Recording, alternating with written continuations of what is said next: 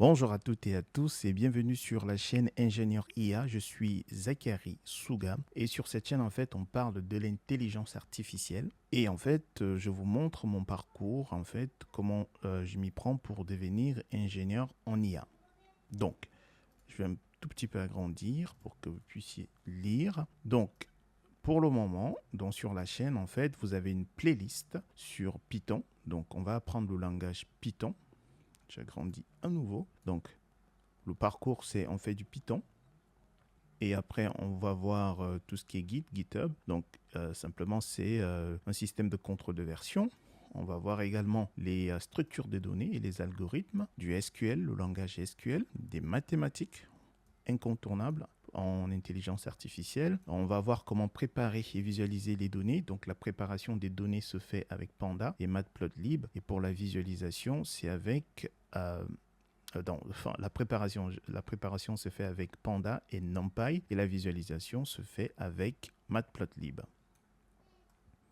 Pour du machine learning, on va utiliser principalement du scikit-learn et pour du deep learning, on va utiliser PyTorch.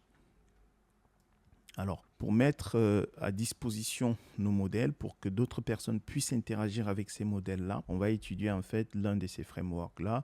Donc, on a soit Streamlit ou Flask ou Django. Par la suite, pour empaqueter tout ça, on va utiliser Docker. Et à partir de là, on va commencer à postuler pour des postes juniors ingénieurs en intelligence artificielle. Si c'est quelque chose qui vous intéresse, vous vous abonnez et on fait le parcours ensemble. Bonjour à toutes et à tous et bienvenue dans cette nouvelle vidéo. Dans cette vidéo, nous allons parler des sets. Alors, dans les précédentes vidéos, nous avons vu les strings, les str, nous avons vu les listes, nous avons vu les tuples, nous avons vu les dictionnaires. Voilà. Et dans cette vidéo, nous allons voir les sets. Ok. Alors, c'est quoi un set? Un set est une collection non ordonnée et non indexée d'éléments uniques. Contrairement aux listes ou aux tuples, un set ne contient pas de doublons et ne conserve pas l'ordre d'insertion des éléments. Donc, je vais vous donner un aperçu de son fonctionnement. Très bien. Donc, voyons voir les caractéristiques du set. Donc, en premier, on va avoir l'unicité. Comme ça. Alors, un set ne peut contenir des éléments en double. Chaque élément est unique. En deux, deuxième caractéristique, c'est non ordonné. Un set, en fait, est non ordonné. Très bien. Donc, cela veut dire qu'en fait, les éléments d'un set n'ont pas d'ordre. Ce qui signifie qu'il n'y a pas d'index, comme dans les listes. Troisième caractéristique, modifiable. On va l'appeler comme ça. Modifiable. OK. Un set est modifiable. Qu'est-ce que cela signifie? Un set est mutable, dont les éléments peuvent être ajoutés ou supprimés, mais les éléments eux-mêmes doivent être immuables. Par exemple, si on a... Alors, on va voir comment est-ce qu'on crée un set. Voici comment on crée un set. On va peut-être l'appeler mon set, notre variable.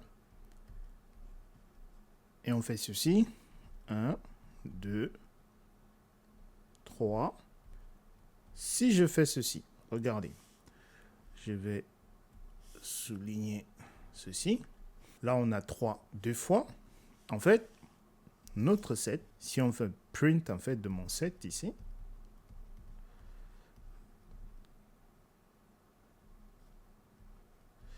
du coup, on va avoir quoi?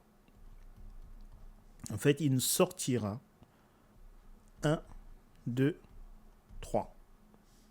En fait, on ne peut pas avoir des doublons dans un set.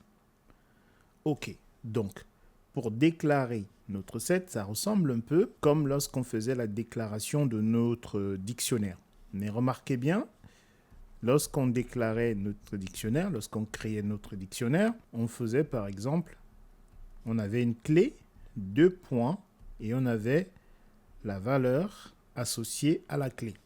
Mais avec notre set, il n'y a pas de clé. Vous voyez? C'est comme si en fait on déclarait notre liste. Ok, très bien. Donc on peut déclarer, on peut créer en fait notre set comme ceci. On peut également créer un set en utilisant la fonction set. Donc par exemple, si j'ai une autre variable, mon set2, je peux également faire ceci. J'utilise ici en fait la fonction set. Et ceci en fait me crée un set vide. Donc je vais baisser un tout petit peu. Alors, comment fait-on pour ajouter des éléments dans un set? Pour cela, en fait, on va utiliser la méthode add.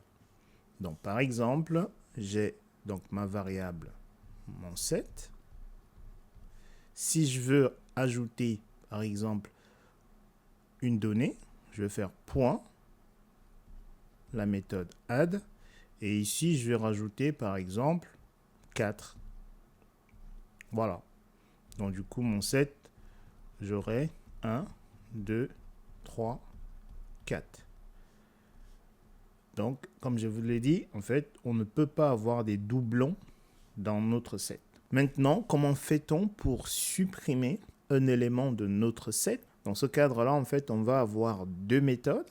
On a la méthode remove, comme ça, ou la méthode discard, comme ça. Donc, comment ça marche? On va avoir le nom de notre variable, mon set, point, parce que c'est une méthode, remove, et on va dire par exemple qu'on veut enlever, on veut supprimer en fait le 4. Donc, on va dire remove, on va lui donner l'élément. Alors, on peut faire également mon set, point, discard, par exemple, 1. Ok, je vous ai dit qu'en fait, avec des sets, on n'a pas des index.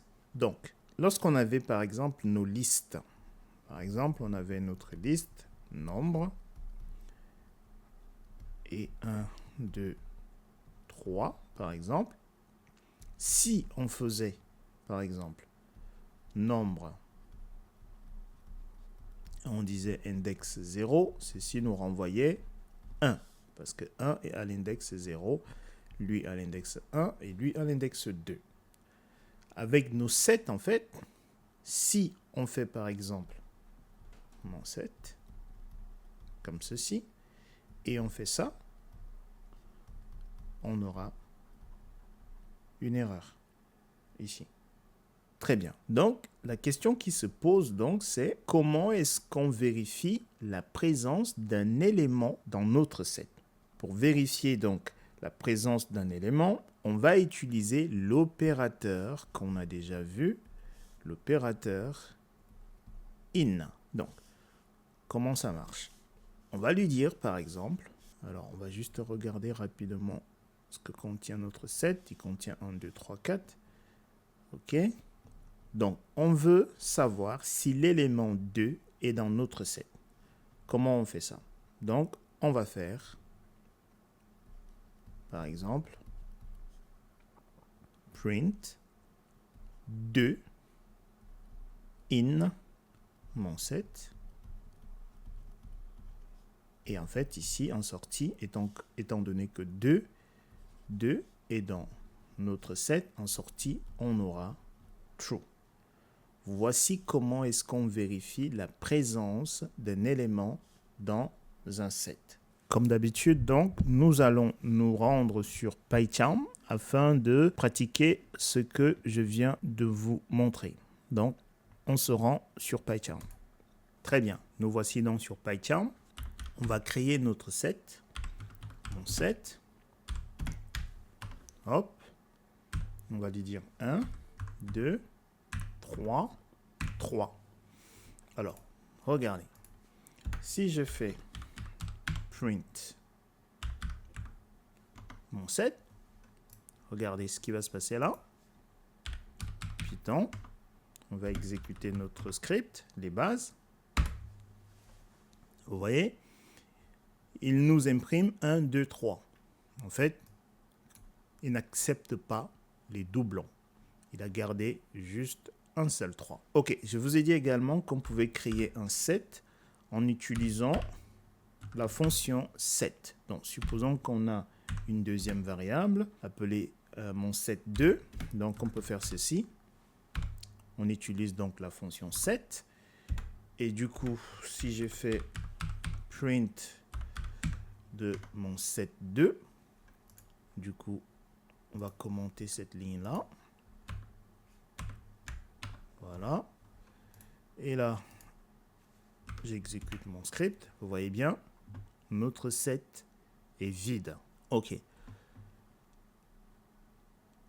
Je vous ai dit également que pour rajouter un élément dans le set, on va utiliser la méthode add. Donc, ce qu'on va faire, c'est que ici, on a créé un set vide avec la fonction set. Donc, on va rajouter des éléments dans notre set 2. Donc, on va faire mon set 2 point add et on va rajouter, par exemple, 6. OK. Du coup, si je fais ça, vous voyez, maintenant, mon set 2 a un élément, 6, qu'on vient de rajouter. OK. Du coup, on va lui rajouter un deuxième, par exemple, 7. OK. On exécute notre script. Et là, 6 et 7 comme éléments maintenant. Et je vous ai dit qu'en fait, pour supprimer un élément de notre set, on avait deux méthodes. On avait soit la méthode remove ou la méthode discard. Donc, on va d'abord faire mon set 2. Point. On va d'abord commencer avec la méthode remove et on va supprimer le 6. Parce que dans notre set, en fait, on a deux éléments, 6 et 7. Donc, on va supprimer le 6. Remarquez bien ici, ce n'est pas un index. Hein. Je lui donne la valeur, donc le 6. OK. Donc, et comme je vous l'ai dit, en fait, hein, les éléments de notre set n'ont pas d'index. Donc, ça, c'est à retenir. Donc, si je fais mon set 2, donc celui-ci, je vais bloquer. Et du coup, OK, je viens d'imprimer. Vous voyez, on a supprimé le 6, on n'a plus que le 7. Du coup, on va supprimer également le 7, mais avec la fonction, avec la méthode, pardon, discard. Et là, on va lui donner 7. Et du coup, si on exécute, voilà, on a notre set qui est vide maintenant. Très bien. On va effacer tout ça. Alors, je vous ai dit également que si on fait mon set et qu'on lui dit, on veut par exemple retourner 1, ça ne fonctionne pas. Ça, c'est pas bon. Pourquoi? Simplement parce que notre set n'a pas d'index. Donc ça va nous donner une erreur. Voilà. Donc il nous dit type error set object is not subscriptable. Ça ne marche pas. Comment est-ce qu'on vérifie si un élément est dans notre set? Je vous ai dit dans ce cadre-là, on allait utiliser l'opérateur in. Donc, on va chercher à savoir si 3 est dans notre set. Donc, on va dire 3 in notre set. Et du coup, là, il va nous retourner true. Parce que 3 est bel et bien dans notre set. Voilà, il nous a retourné true. Très bien. Voilà ce que je voulais partager avec vous dans cette vidéo d'introduction sur les sets. Dans la prochaine vidéo, nous allons voir des méthodes qu'on peut utiliser avec nos sets. Je vous dis dans la prochaine vidéo. Portez-vous bien. Peace.